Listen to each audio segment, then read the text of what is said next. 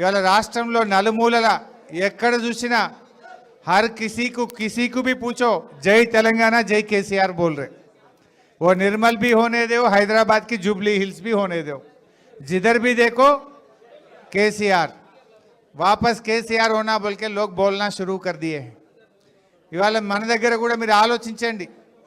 ఉమ్మడి ఆదిలాబాద్ జిల్లాలో సదర్ మార్ట్ ప్రాజెక్టును ఆనాడు కేసీఆర్ గారి ప్రభుత్వం 95% పనులు పూర్తి చేసింది। ఒక 4-5% పనులే ఉన్నాయి। కానీ ఆ సదర్ మార్ట్ ప్రాజెక్టును 2 సంవత్సరాలైనా రేవంత్ రెడ్డి ప్రభుత్వం పట్టించుకోవడం లేదు। ప్యాకేజ్ 28-29 నిర్మల్ ముధోల్ నియోజకవర్గాలకు నీళ్లు ఇచ్చే 28-29 ప్రాజెక్టులో భాగంగా కాళేశ్వరం నీళ్లు దాని పనులు రేవంత్ పాలనలో ఒక అంగుళం కూడా ముందుకు పోతలేవు। అదేవిధంగా కుప్టీ ప్రాజెక్టు, బోత్లో కుప్టీ ప్రాజెక్టుకు రూపకల్పన చేశాం। 2 ఏళ్లైనా రేవంత్ రెడ్డి ప్రభుత్వం తట్టడి మట్టి కూడా తీసిన పరిస్థితి లేదు।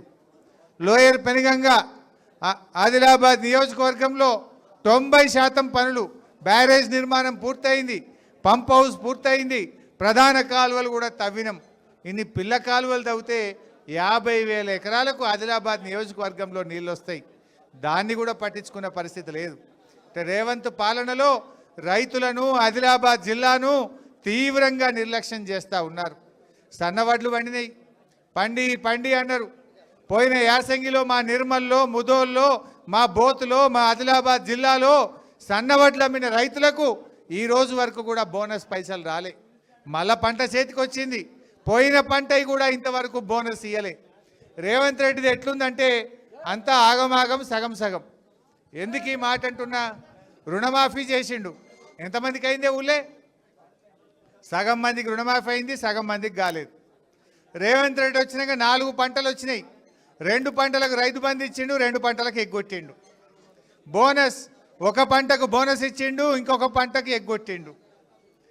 ఏది చూడు అది రైతు బంధు అయినా సగమే, రుణమాఫీ అయినా సగమే, బోనస్ అయినా సగమే। కరెంటు కూడా మున్పటి లెక్క వస్తున్నదా? మీరు చూస్తే కేసీఆర్ ఉన్నప్పుడు ఎప్పుడు ఇబ్బంది రాలే। సాయంత్రం 6 గంటలకు కరెంటు పోతే మబ్బుల 3 గంటలకు 4 గంటల దాకా 8-10 గంటలు కరెంటు తీసేస్తున్నారు।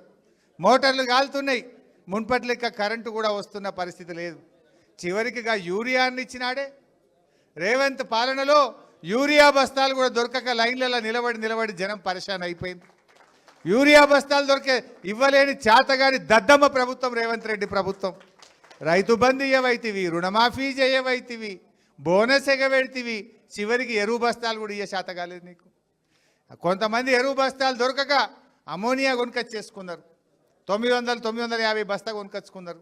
ఎరువు బస్తాలు దొరకక కొన్ని పత్తి చేనులు ఎర్రబడిపోయినాయి।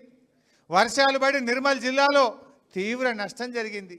రేవంత్ రెడ్డి హెలికాప్టర్లో చూసిండు, పోయిండు, ₹1 వచ్చింది ఎవరికన్నా?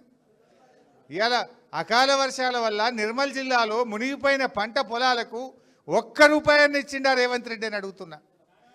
ఒక చారణ కూడా ఇవ్వలేదని మా రైతు చెప్తున్నాడు, ₹1 ఇయ్యలే। ఈ రకంగా రైతులను అడుగడుగున నిండా ముంచిన ప్రభుత్వం రేవంత్ ప్రభుత్వం। అందువల్ల మీరు ఆలోచించండి, రైతులకు ఎప్పటికైనా కేసీఆర్ బీఆర్ఎస్ పార్టీ శ్రీరామ రక్ష। కేసీఆర్ గారే రైతుల్ని మంచిగా చూసుకున్నాడు। ఇవాళ రేవంత్ కథ ఎట్లున్నదో మీరు చూస్తలేరా? మంత్రులేదు అనుకుంటున్నారు రోజు। ఏ పేపర్ అన్నా చూడు, ఈనాడు పేపర్ తీస్తే లోపల కుమ్ములాట్లని రాసినాయి, ఆంధ్రజ్యోతి చూస్తే ఓ ఆర్కే కాలంలో ఫుల్ పేజీ రాసినారు, ఎట్టెట్లా దన్నుకున్నారు, ఏమేమి దన్నుకున్నారు।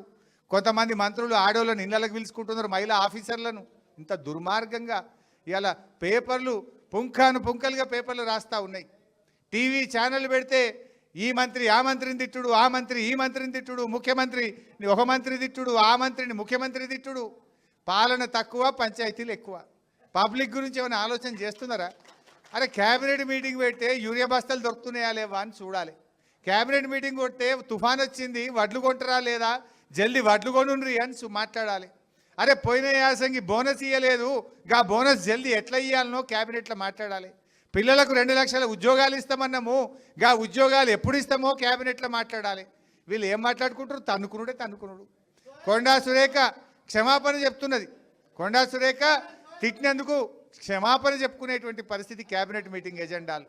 ఇలా క్యాబినెట్లో ముఖ్యమంత్రి హెచ్చరికలు, మంత్రుల నిలదీతలు, ఇవన్నీ పత్రికల్లో చూస్తే హెడ్లైన్స్ బ్యానర్ ఐటమ్స్. ఇవి నేను ఉన్నదంటే కొంతమంది మంత్రులు రేవంత్ రెడ్డి వాళ్ళ ఆంతరంగికులకు మింగుడు పట్టలేదు. నేనేమన్నా వీళ్ళు దండుపాల్యం మూట అన్న, అవునా కాదా?